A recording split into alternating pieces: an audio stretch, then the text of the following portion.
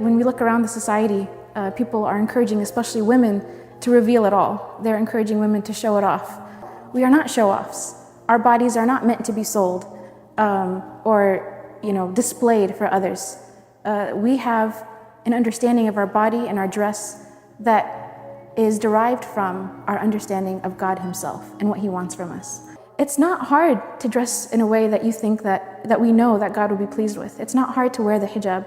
It's not hard to wear loose clothing. When we think about fitted clothing that defines the form, we have to question why. Why is it necessary that everyone wears pants that exactly shows the shape of the legs, or shirts that show the shape of the arms and the waist and the chest and whatnot? And subhanAllah, again, the fact that modesty is distinctive for the Muslims, and that this is not a culture that is compatible with Islam, this desire to reveal it all. So when you get up in the morning and it's time to get ready, don't just wear good clothing to the masjid for Taraweeh. Try to wear something, and I'm not saying you have to wear jilbab.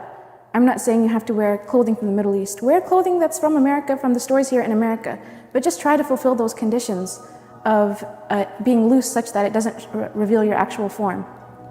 And think about this concept that I heard a sheikh saying once. He said, when you get dressed in the morning, try to wear something that you feel you could walk into the gates of paradise with. Try to wear something that you can walk into the gates of paradise with.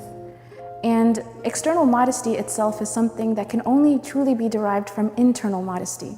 And the Prophet Muhammad ﷺ, he said that if you have no shame, then do whatever you want.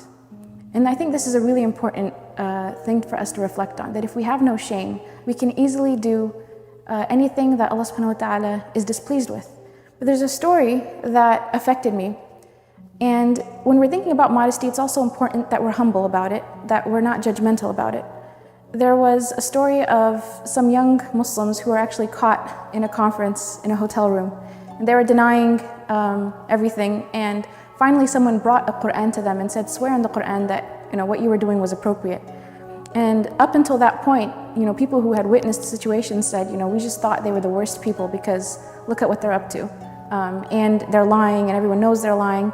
But when they brought the Quran to them and asked them, please swear on the Quran, all parties refused to do so. Not a single one of them would dare touch the Quran and swear to something that was a lie. And so subhanAllah, it was this element, this shame that they still had, that they still carried inside of them, that stopped them from doing that.